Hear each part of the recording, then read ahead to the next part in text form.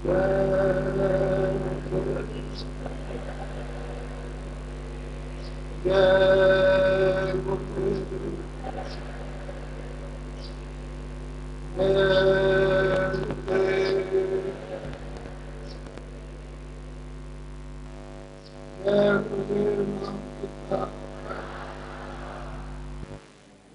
गुरुदेव नाम किसका, जय गुरुदेव नाम किसका।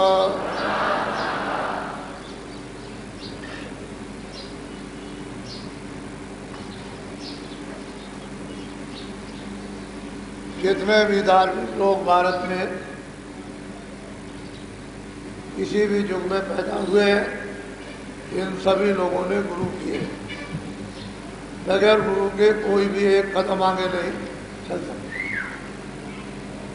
जब ऐसे ऐसे लोगों ने जब गुरु किए, बगैर गुरु के एक कदम भी आगे नहीं चल सके, तो आप कैसे जा सकोगे? इस पर तो आपको सोचना। गुरु का स्थान तो, आध्यात्मिक गुरु का स्थान तो सबसे बड़ा है। भौतिक गुरु नहीं, भौतिक गुरु के शब्द और भौतिक गुरु की आस्था अलग है। वो तो आपके सामाजिक कर्मकांड कराते हैं, व्याकांड कराते हैं, जलम कांड कराते हैं, मरण कांड कराते हैं, ये सब त्यौहार कांड होते हैं। तो वो तो आपके सामाजिक पुरोहित हैं। लेकिन तुम्हारी आत्मा का आध्यात्मिक, वो तो मतलब ये है कि वो सर्वोपरि गुरु, और उसे कोई पहचान पाता, बिरला ही, हर एक नहीं।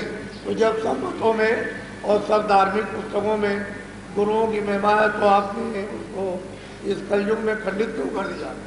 अगर हम लोग उसी तरह से, उसी पद्धति से हम अपने गृहस्थ आश्रम में रहते और कार्य अपना मानो करते, तो आज आस्था रहती।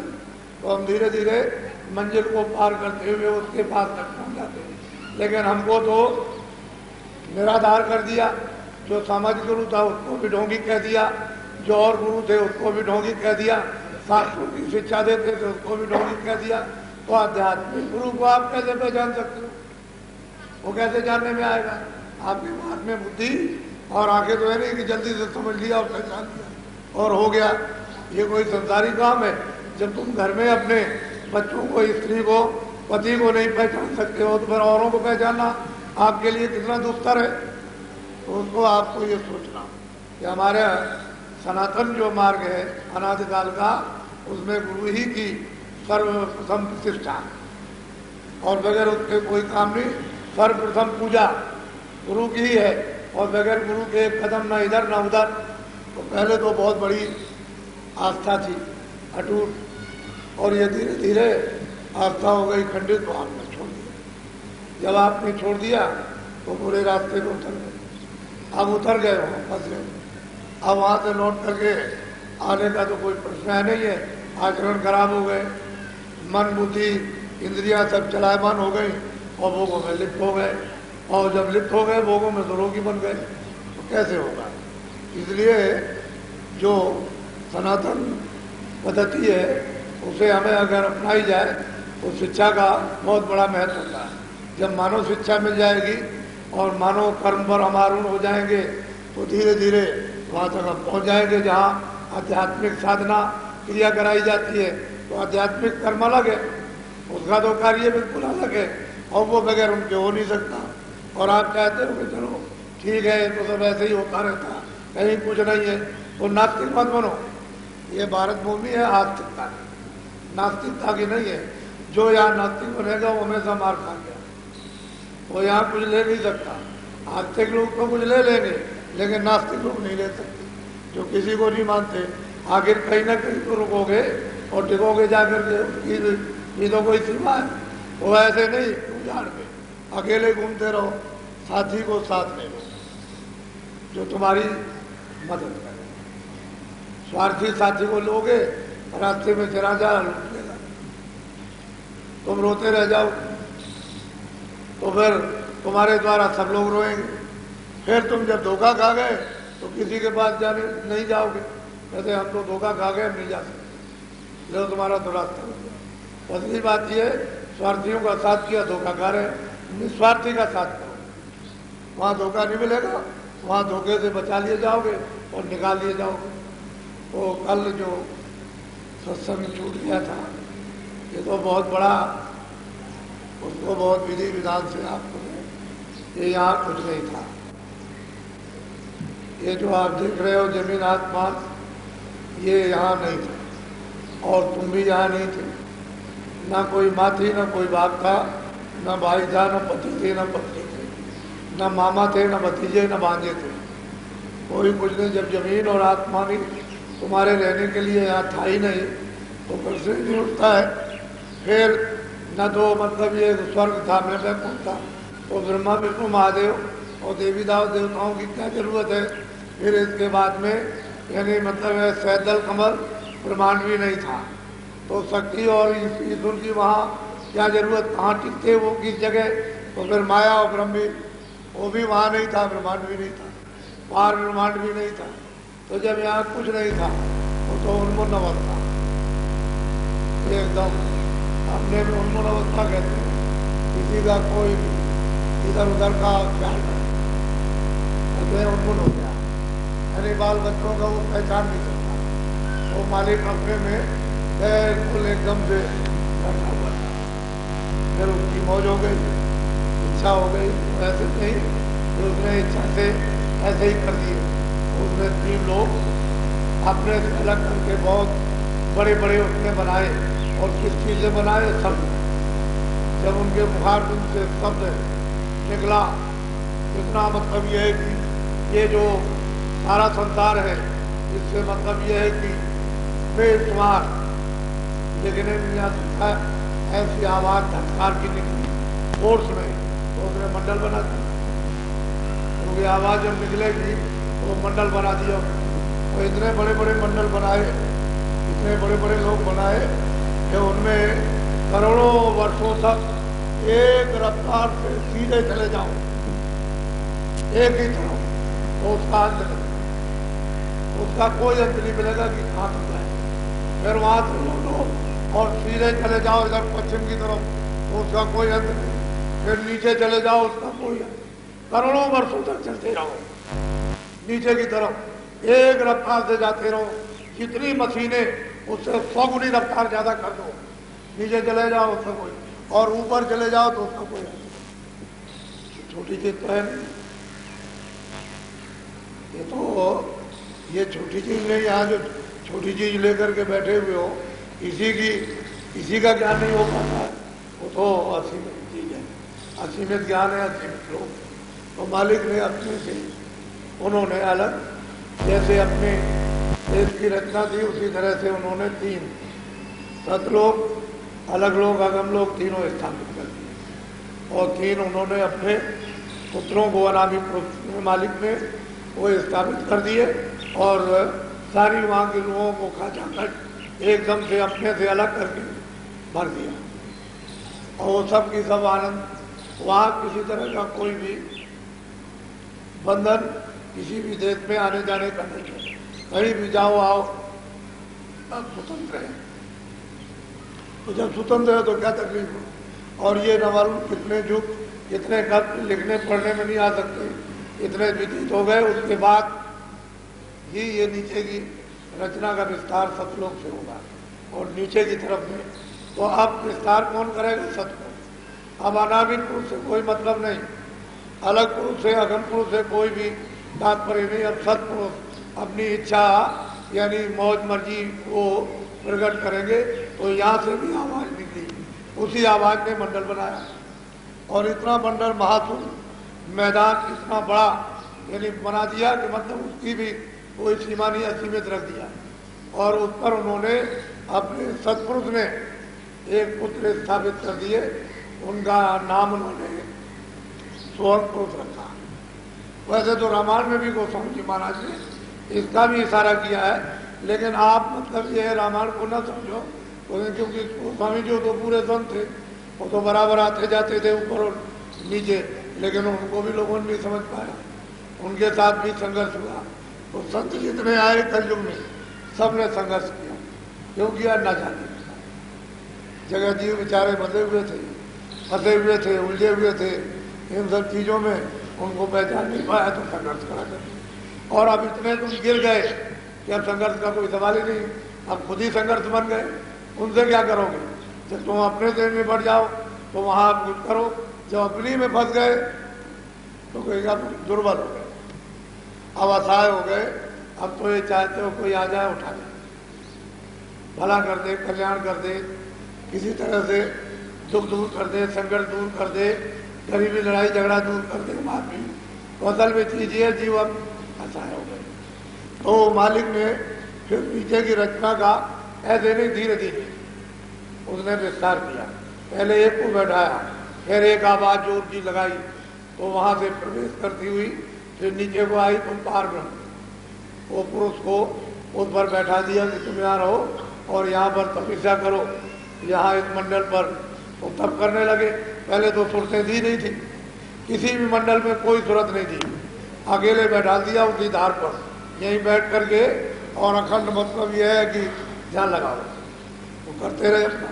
फिर उसमें से एक आवाज आई तो नीचे उतरी तो ब्रह्म स्थापित कर दिया। फिर एक नीचे आई जिनका नाम निरंजन भगवान सैदल कमल में, उनको स्थापित कर दिया। और ये न मालूम कितने युगों तक ये सब का सब बैठ के ध्यान करते रहे उसी सत्य, कोई रचना नहीं थी। इसी तरह की खाली आकाश बना हुआ, मंडल बना दिया उन्होंने, मंडल बना हुआ, उसमें कोई रचना, क्योंकि रचना तो बगैर जीवात्माओं के सुरतों के हो ही नहीं सकती है। तो मतलब यह है कि सुनता रहे तो उसकी चेतन है तभी तो रचना हो। और अगर यहाँ ये शरीरों में जीवात्मा न रहे तो किस पर राज करोगे? मकान कौन बनाएगा? ये तो सोचने की बात है। सड़कें कौन बनाएगा? तो कोई जीवात्मा ही नहीं है यहाँ पर, तो ऐसे ही पड़ा रहेगा सुनसान, ऐसे जंगल पहाड़ जैसे पड़े रहेंगे। तो असली बात यह है कि तब करते रहे। और कोई भी सूरत इन्होंने नहीं दी, सतपुरुष ने इनको, वे तब करते करते करते करते जब इनसे प्रसन्न हुए तो कहा कि अब तुमसे बहुत, हमने तुमको अपने से अलग कर दिया, अब ये तुम बताओ कि क्या चाहते। तो उन्होंने सबने अपने अपना यानी मगर ये सतपुरुष से राज मांगा कि हमको सतलोक के समान हमको राज दिया जाए। तो सुरतों की जरूरत थी, उसके बगैर लीला होगी नहीं। तो इनको अलग अलग, जो अलग अलग भंडार छोटा छोटा नीचे का जीवात्माओं का, इनको सबको अलग अलग दे दिया। इतना तुम लो, इतना तुम लो, इतना तुम लो, इतना तुम लो, इतना तुम लो, और वहाँ पहले विस्तार करो। विस्तार करने के बाद में फिर उन्होंने दिया कि लो इतना और ले लो और इस पर राज करो अपने अपने। तो ये जीवात्माओं को लेकर के इन्हें मांग करके तब इससे आगे हिम्मत में इन्होंने दान मांग लिया, और ये लोग सब अपने अपने स्थान पर बैठ करके सब राज कर रहे हैं। अब ये भेद कोई जानता नहीं। ऋषि मुनि भी हार गए, जोगी जति भी हार गए, ज्ञानी ज्ञानी भी हार गए, तपस्वी भी हार गए, त्यागी बैरागी भी हार गए, सब के सब हार गए, भेद नहीं जानते। ये तो मतलब ये है कि जो अद्भुत चीज है वो कैसे नीचे आ जाएगी। तो बड़े ध्यान से वो कहते हैं मालिक कि जब मैं कहूँगा तभी ये भेद समझ में आएगा, जब तक मैं नहीं बताऊँगा तब तक ये भेद मेरा कोई नहीं जान सकता। ये जीवात्माएं तो अब अलग हो गई और मुझे बिल्कुल भूल गए। अब यह है कि जहाँ जिस रास्ते से गई उस रास्ते को भूल गई, जिसने मांगा था उसको भूल गई, उसके बाद भी नहीं पहुँच सकती है, उनको भी खो बैठे। तो जब आधार ही निराधार हो गया, आधार टूट गया तो कैसे जाओगे? किसी के पास नहीं पहुँच सकते। तो असल में मैं कहूँगा तो फिर वहाँ से वो संत धार आई, उसी धार से यानी संत सूरत को उतारा गया जो पूरा बोध लेकर के आई। और हर मंडलों का उसको पूरा बोध है, इसी मंडल से वाकिफ ऐसे नहीं कि ना वाकिफ, सबसे वाकिफ, सबसे जानकारी पूरी पूरी लेकर के आई और आकर के तब यहाँ जीवन। पहले तो उन्होंने संस्कार डाले, क्योंकि बगैर उसके संस्कार डाले हुए जीवों को विश्वास ही नहीं, तो ऐसे संस्कार नहीं पड़ते। तो और सुरतों को भेजा गया, उतार करके ले आए। एक भक्त मंडली यहाँ उतार करके संत ले आए, जो जगह जगह जा बंगाल में इधर उधर उनको पैदा कर दिया, और वो धीरे से सिमट करके उसी जगह पर पहुँच गए जहाँ उनका जन्म हुआ था। फिर उन्होंने अटूट भक्ति की। तो ये सब देख देख करके ऐसी भक्ति, ऐसा त्याग, ऐसा लगा, कहीं धनी मानी में, कहीं इसमें, कहीं उसमें, कहीं पढ़े लिखे में, कहीं किसी में उन्होंने जन्म कर दिया और सब एक जगह इकट्ठे हो गए। फिर उन्होंने भक्ति की सब, तो हम लोग देख करके आश्चर्य और चकित होते हैं, और उनके द्वारा जीवों पर तब संस्कार डाला। ऐसे ही हो जाए तो संस्कार तब डाले जाते हैं और जीव फिर धीरे धीरे यानी फिर तैयार किए जाते हैं। फिर मतलब ये उनमें चेतना और विश्वास दिलाया जाता है, सारा दिया जाता है भरोसा। तब ये संतों महात्माओं महापुरुषों को समय लगा, लेकिन फिर भी बहुतों को पहुंचा दिया। तो ऐसा रास्ता खोल दिया कि उस रास्ते से बहुत जीवात्माएं निकल के वापस घर में चली गई। यहाँ से इसी मृतलोक से मनुष्य शरीर से निकाल के पहुंचा दिया मरने के पहले ही। लेकिन हम लोगों को क्या मालूम, लोग क्या जाने, लोग कोई न जाने, अज्ञान अंधकार। तो आप बड़े ध्यान से सुनो। पुरुष कला को दिया निकासी, निकस कला की नियत त्रासी। कहते हैं कि सत्पुरुष ने जो गंदे स्थान पर नीचे जो सुरतें थी उनमें से एक कला को उन्होंने निकाल दिया और उन्होंने एक स्थापित कर दिया अपने से अलग। अपने आप को बताते हैं कि रचना ये जो कुछ भी की है सब मौज में की, सब इच्छा में हुई है, उनको कोई टाल नहीं सकता। उसके हुक्म पर तो सब नाचते। ऐसे मतलब ब्रह्म और पार ब्रह्म और ये तो सब उसके ही ऐसे थर थर थर थर थर थर कांपते। उस सत्पुरुष के थर थर कांपते, एक क्षण भी उसके ध्यान से अलग नहीं होते, लगातार ध्यान लगाए। अगर जरा सा भी अलग हो जाए तो टिकने का आधार ही क्या रह गया। कहते हैं हमने उसको निकाल करके बाहर कर दिया। और ये मेरी इच्छा थी, मेरी मौज थी कि एक नई एक रचना हो और उस रचना में ये सब गंदगी नीचे उतारी जाए। बोलो। पुरुष दया कर जुगत बनाई, कला दूसरी और उपाय। कहते हैं कि मैंने एक चीज स्थापित की, उसके साथ उन्होंने जो जामुन दिया था एक मिश्रित एक कला, उन्होंने एक मेल। जैसे मतलब यह है कि स्त्री और पुरुष कुछ ना कुछ मसाला नहीं देंगे तो यहाँ रचना नहीं बैठेगी, इसी मंडल में भी रचना नहीं होगी। तो मसाला तो सत्पुरुष को देना ही पड़ेगा रचना करने का और विनाश करने का। नहीं मिलेगा तो फिर कहीं भी टिकाव नहीं हो सकता है। किस चीज़ पर टिकेंगे, तो टिकने के लिए उन्होंने मिश्रित मसाला दिया। जैसे कि ऊपर में है 5 तत्वों का शरीर, शक्ति, स्पर्श, रूप, रस। ये तो 5 तत्वों का यानी कारण शरीर हो गया। फिर उसके बाद में सूक्ष्म शरीर 9 तत्वों का, शब्द, स्पर्श, रूप, रस और मन, बुद्धि, चित्त और अहंकार। तो मिश्रित मसाला कोई चीज दे करके जब तैयार करेंगे तब कोई चीज तैयार होगी नहीं, होगी नहीं कभी। तो उन्होंने मसाले को दिया था, इसको नीचे उतारा उसी आवाज उतार के साथ। तो इसमें इतना फोर्स है कि बीच में कोई चीज रुक ही नहीं सकती, इतनी ताकत है, इतनी शक्ति उस शब्द के साथ में है कि नीचे उतार दिया। बोलो। पीत बरन यह कला सिंगारी, दीनी आज्ञा पुरुष। कहते हैं पीत बरन, इस कला को उतार करके नीचे दिया, छोटा सा मसाला दिया पीत बरन और नीचे उतार दिया और उनको आदेश दिया कि लो यहाँ बैठो। अब वो उनका पालन करेंगे और बैठे रहेंगे और वहीं से बैठ करके अपना तप करेंगे। बोलो। एक कला कुछ अंश दयाली, दोनों मिल की ना कुछ। कहते हैं कि उन्होंने जो मिश्रित चीज थी, मिलावट की चीज थी है, फिर उसके बाद नीचे उतारा और दूसरी कला उसके साथ में लगा दी। यानी सूरत वो भी है, सूरत वो भी है, लेकिन सिर्फ मसाले का फर्क है। ये मसाला ऐसा दे दिया, उन्होंने एक मसाला ऐसा दे दिया, और दोनों ने आपस में मिल बैठ करके अपनी बातचीत की और वहाँ बैठ गए। और जैसा जैसा आदेश मिलेगा उसी के मुताबिक उस आदेश का पालन ये करेंगे। इसका सत्पुरुष का बोलो। आए मान सरोवर तीरा अक्षर की देखी। कहते हैं कि वहां पर आए और मतलब ये कि वो अक्षर पद है, पारब्रह्म पद कहते हैं, वहां आकर के बैठ गए। यही पुरुष और प्रकृति का स्थान है। इसी पुरुष से नीचे प्रकृति है और यहीं से यानी कृष्ण भगवान का अवतार हुआ था। और वो तो मतलब ये सत्यदेश और महाशून्य वो तो बहुत दूर है। यहाँ ये प्रकृति, पुरुष और प्रकृति जो मिलावट उन्होंने वहां से करके भेजा मसाला, और यहाँ आकर के अलग अलग यानी मतलब ये एक रूप ये एक रूप ये, उसको कहते हैं पुरुष और प्रकृति स्थान।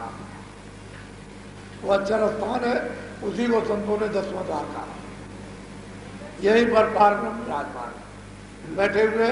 वैसे यहाँ सब स्वतंत्रता है, लेकिन बस केवल इतनी है कि वो रचना की है। वहाँ स्वतंत्रता कोई बंधन नहीं किसी तरह का, पर पुरुष और प्रकृति, ऊपर पुरुष है और नीचे प्रकृति है। प्रकृति कहते हैं कि जैसे स्त्रियों का तन होता है, ऐसे मतलब ये कि इस रूप में ये प्रकृति का स्थान है। और इतना बड़ा मंडल है, इतना बड़ा मंडल है कि इसको कोई पार नहीं कर सकता। सब प्रकृति पुरुष का वहां कहीं नहीं भी स्त्रियां जगह जगह बंधन बना रखा है। उसने ये दिया, यहाँ दोनों ने बैठ करके आपस में बात की और फिर नीचे यहाँ से फिर मसाला तैयार हुआ। बोलो। लीला देखे कला चित त्रासा तब अक्षर ने दियो दिला। कहते हैं बैठ करके उन्होंने आपस में बात की, सब दोनों बैठ करके उस सत्पुरुष का ध्यान कर रहे और मतलब जैसा उनको आदेश मिला उस सत्पुरुष की आवाज के साथ में उन्होंने फिर वैसा ही विचार किया। और सब वहां पर मतलब लीला तमाशे सब ये देख रहे। और अब यहाँ से विचार हो रहा कि नीचे रचना होगी। ज्योति निरंजन दो कला मैंने कर उत्पत्ति की। अब कहते हैं ज्योत निरंजन 10वें द्वार में बैठ करके पारब्रह्म पद में जहाँ अक्षर पद है वहां से बैठ करके ये सब मंत्रणा हुई और नीचे मतलब एक उतार करके नीचे उस शब्द के द्वारा नीचे लाए। और ये कहते हैं कि यहाँ से ही उत्तर और प्रलय होती है, यहीं से सब कुछ मसाला तैयार है। नीचे का यही ये सब कुछ देंगे, पूरा का पूरा सब तैयारी करेंगे। तो असल में ऊपर में निरंजन भगवान के ऊपर माया, उसके ऊपर में ब्रह्म बैठे हुए। नीचे जो है निरंजन भगवान, नीचे आद्या माता वो नीचे बैठी हुई है। इसका लोक अलग है, माया का अलग है और प्रकृति का अलग है और निरंजन भगवान का अलग है, ब्रह्म का अलग है और पारब्रह्म का अलग है। ये अलग अलग हैं। यहाँ जब जाएंगे शक्ति लोक में तो सब स्त्रियाँ, इनसे बहुत ही सूक्ष्म रूप जब माया लोक में जाएंगे सब स्त्रियाँ मिलेंगी। और कितने दिनों तक घूमते रहे कोई पता नहीं, कितना बड़ा और किस कैसा खेल तमाशे हो रहे हैं। उसके बाद प्रकृति लोक में जाइए सब माया ही माया। तो बड़े बड़े लोग हार जाएंगे, थक जाएंगे, वो जाने नहीं देती। यहाँ आदमी चला जाए तो छोटे से बाजार में फंस जाता जा करके, वहाँ कितने कितने शहर और बाजार और कितने कितने लीला और तमाशे और आनंद, वहाँ सुंदरता का वो देखते देखते वहीं रुक जाएगा, आगे जाने की उसकी इच्छा ही नहीं। तो सब फंसाने के लिए सब बना रखा। लेकिन पुरुष और प्रकृति ने ये सारा मसाला वहाँ तैयार करके और नीचे फिर दिया और ब्रह्म को दिया। और ब्रह्म जो है त्रिकुटी पर विराजमान, यहीं से जीवात्माओं को कपड़ा पहनाया जाएगा। शब्द स्पर्श रूप रसगंध एक कपड़ा कारण ये हो गया। फिर नीचे उतार दिया तो सैदल कमल में आए तो दूसरा कपड़ा उन्होंने पहनाया सूक्ष्म 9 तत्वों का, शब्द स्पर्श रूप रसगंध और मन बुद्धि चित्त और अहंकार, ये 9 तत्वों का।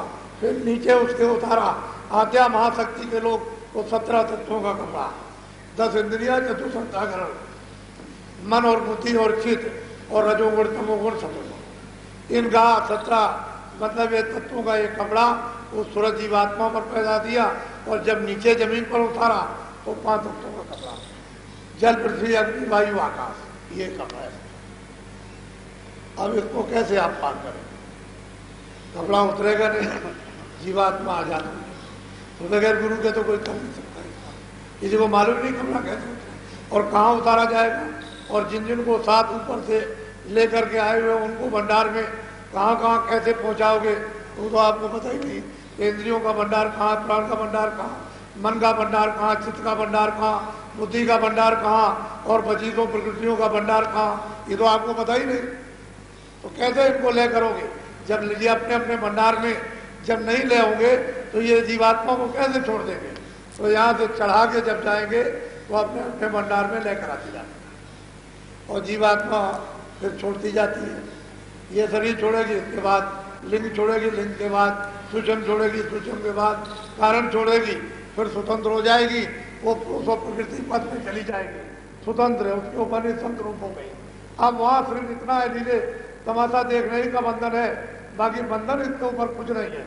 अब वो स्वतंत्र हो गई, आजाद हो गई, तो यही बंधन क्या काम है? ये लीले तमाशे इतने सामने दिखाई देते हैं कि आगे आप जाने की इच्छा ही नहीं, तो वहाँ गुरु चाहिए। चलो भाई अभी तो बहुत दूर जाना, ये तो तुम्हारा घर है, आगे चलो। तो बगैर गुरु के कुछ जाने इतना खास अपनी लीला, इतना आनंद है, इतनी शक्ति और ज्ञान है, कोई जाने नहीं चाहता, बस यहीं रह जाए, यहाँ अभी कुछ नहीं। बोलो। 5 तत्व और 4 खंड रच लीने गुण 3। कहते हैं 5 तत्व, ये उन्होंने जल, पृथ्वी, अग्नि, वायु, आकाश और रजोगुण, तमोगुण, सतोगुण, ये सब प्रकृतियां, ये सब उन्होंने रच करके तैयार पहले से कर दिया। सूरज को तो बाद में कड़ा कराएंगे, लेकिन मसाला सब तैयार हो गया अपने अपने स्थान पर। कारण मसाला, सूक्ष्म और मतलब लिंग मसाला हो गया, सब तैयार कर दिया।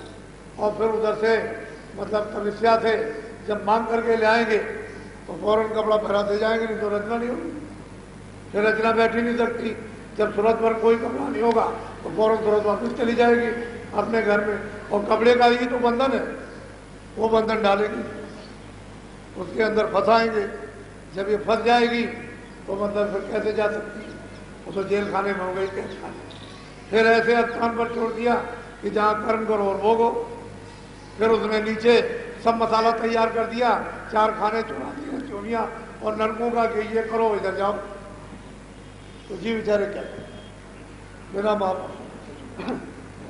गुण 3 मेरे जगत का किया बहुत महापुरुष कहते हैं भाई निरंजन भगवान ने तीनों रजोगुण, सतोगुण, तमोगुण, तीनों मतलब एक गुणों को मिला करके और बहुत भांत भांत का विस्तार इन्होंने कर दिया।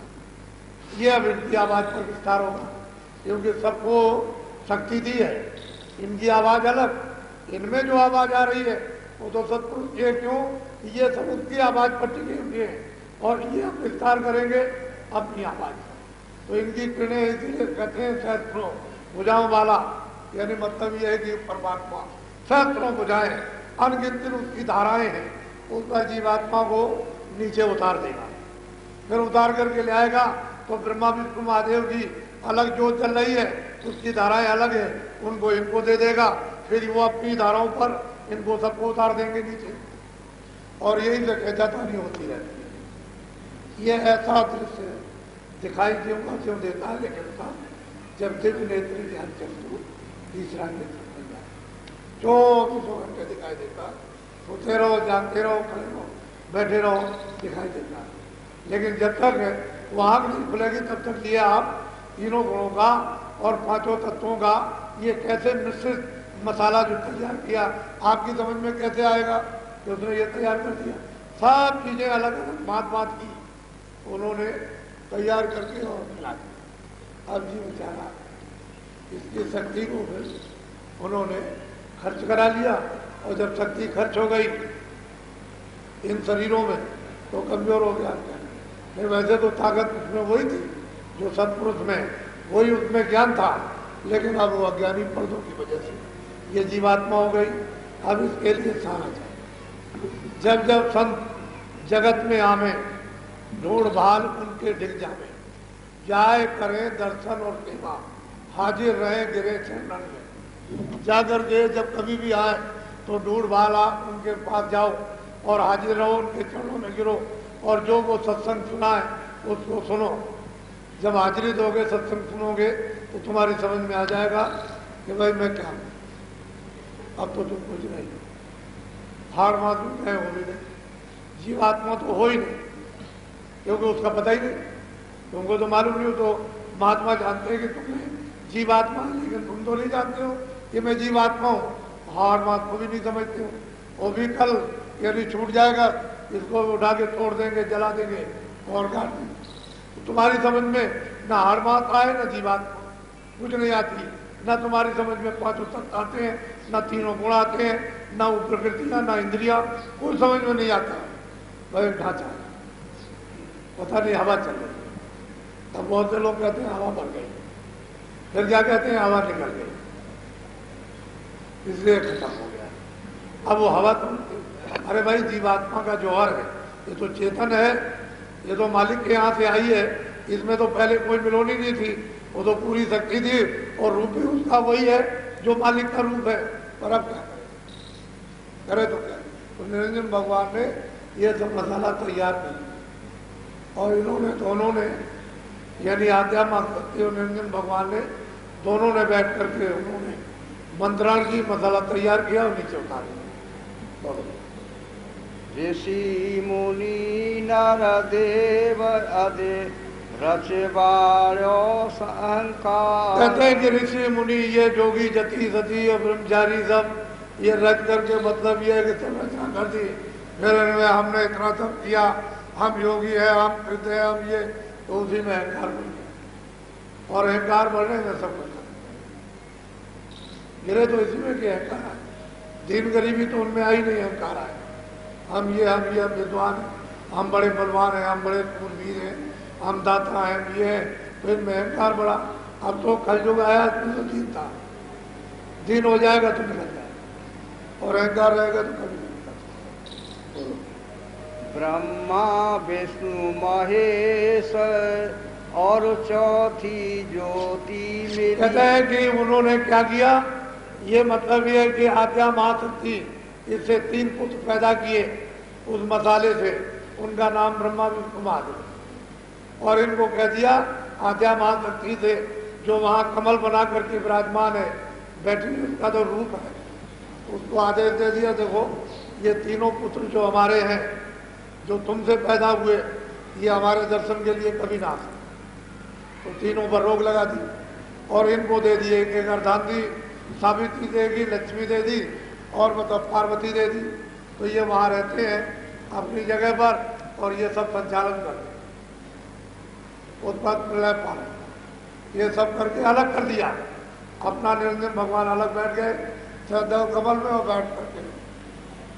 अब साधक को तो ये अधिकार है कि यहाँ से जा करके वहाँ उसका साक्षात्कार करो, क्योंकि रास्ता तो वही जाने का, दूसरा इधर से तो रास्ता है, इधर से भी नहीं है, रास्ता तो वही जाने का है, दूसरा रास्ता नहीं, क्योंकि एक ही रास्ता सड़क बना रखी है और एक ही सड़क वापस जानी, वही होकर के जाना पड़ेगा। जो भी सुनते जाएंगी ऊपर, सब यही होकर के सब जाएंगे एक ही रास्ते से।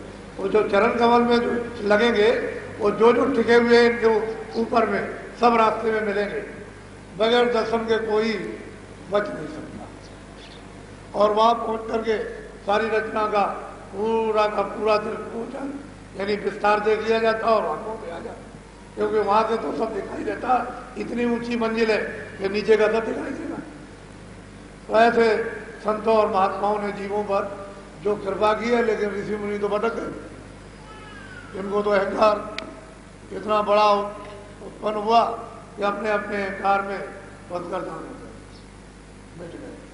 फिर आगे चलने की कैसे दीनता है तो चले, वहां अहंकार में दीनता किसका, दीनता का क्या काम है, और तो आप कुछ गए, शराब भी दे दिया, ये भी कर दिया। पहले के ऋषि मुनि यही काम करते थे, शराब दे दिया, उसको नष्ट कर दिया, राजा को नष्ट कर दिया, धनीमानी को इसको नष्ट कर दिया और हम कुछ है। तो जो हम कुछ है उधर नहीं जा सकते, अहम को तो अहंकार को छोड़ने पड़े, वो दीन जा सकते जो कुछ नहीं, वो तो निकल जाएंगे। तो दीन गरीबी ये कलयुग मत, कलयुग का जो समय आया दीन गरीबी, इसमें जीवात्माएं उठ गई और निकल गई महापुरुषों के कृपा द्वारा, उनके सहयोग से। दूसरा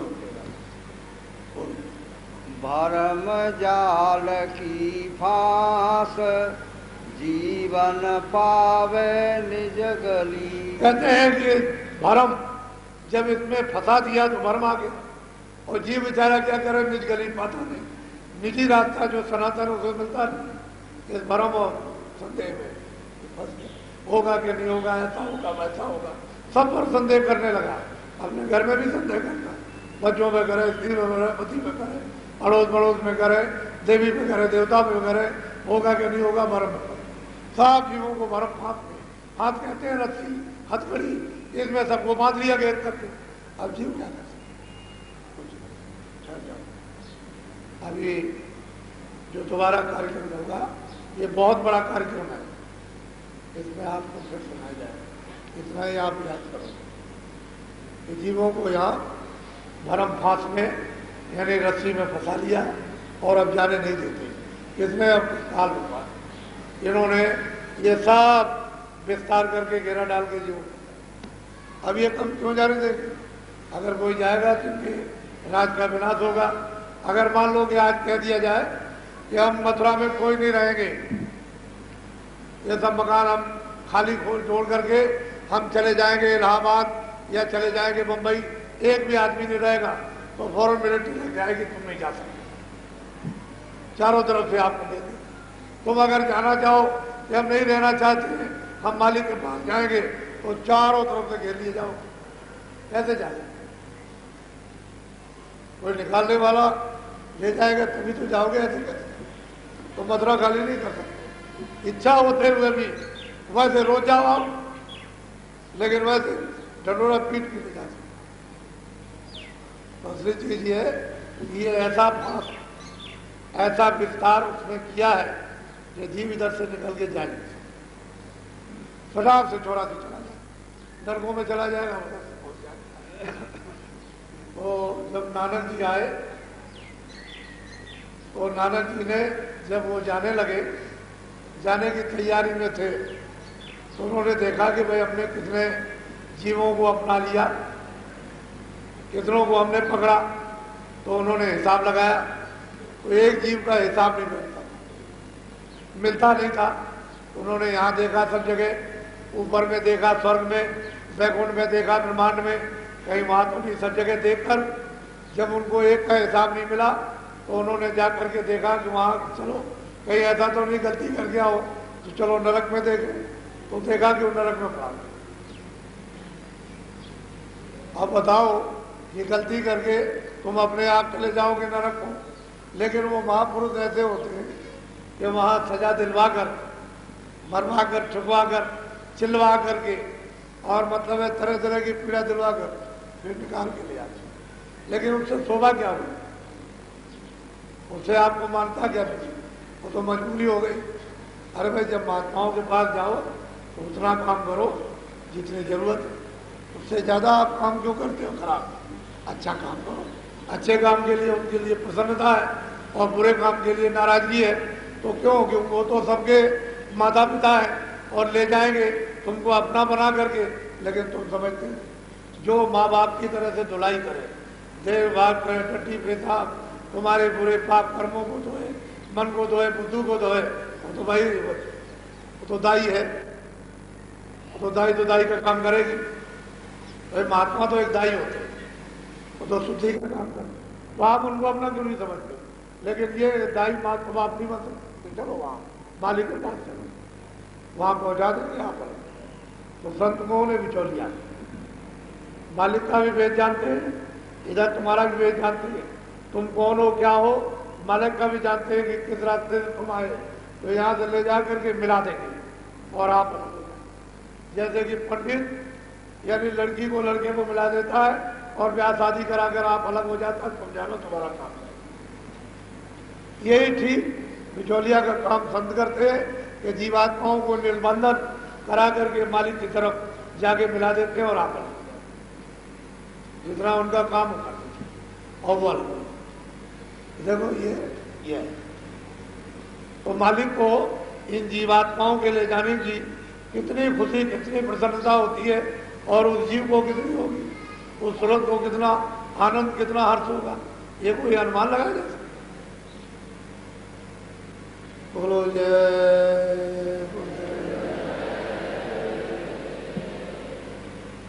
जय